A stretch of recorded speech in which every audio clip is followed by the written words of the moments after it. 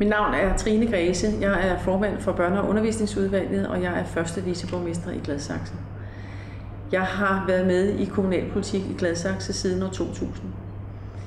For mig der handler politik om mennesker, og det handler om menneskers hverdag. Det at få hverdagen til at fungere for vores borgere.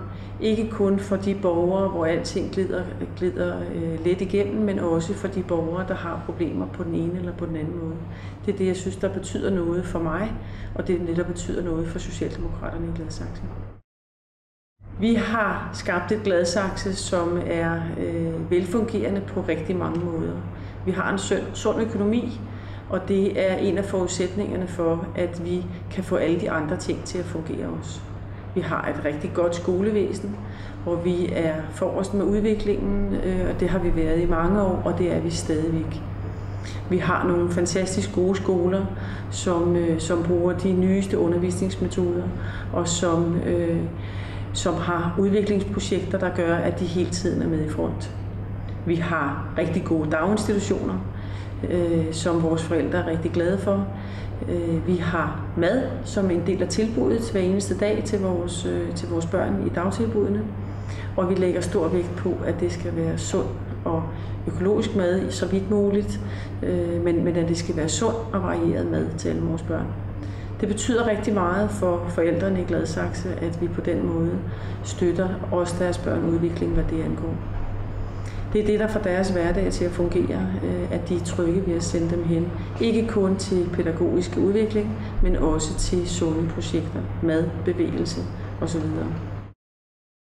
Inden jeg startede som politiker i Gladsaxe, sad jeg 10 år i en skolebestyrelse nede på Buddinge Skole. Og det er 10 år, der har givet mig en ballast, også for at kende skolevæsenet indenfra, inden jeg kom ind i byrådet i Gladsaxe. Det er det arbejdsområde, der er mit primære, og som fra starten af var mit primære arbejdsområde. Men efterhånden, som man kommer mere ind i tingene, så bliver de andre ting jo også spændende. Så i dag, der spænder jeg meget vidt.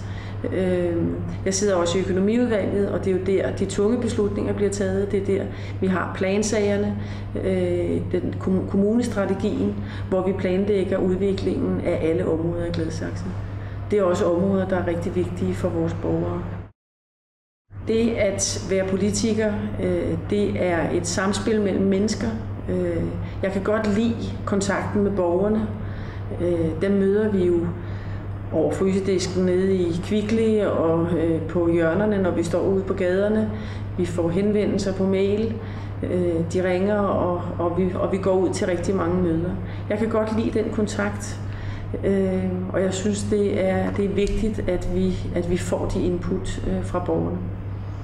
Jeg kan også godt lide samarbejdet med de andre partier. Det er nemlig rigtig vigtigt, at det ikke kun er os selv, vi snakker med, men at vi også snakker med de andre, fordi vi skal selvfølgelig være politikere for hele Gladsaxe.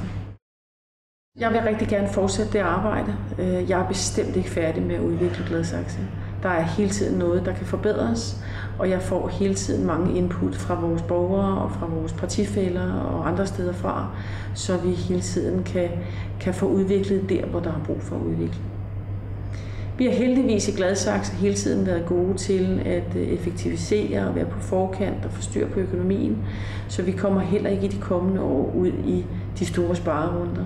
Og det er rettidig omhu, vi hele tiden har stået for, og det er rigtig vigtigt for os.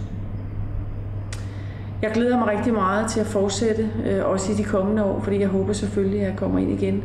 Det er en stor tillid at blive vist, at blive valgt ind i byrådet, og det håber jeg, at der fortsat vil være tillid til, at jeg kan være med.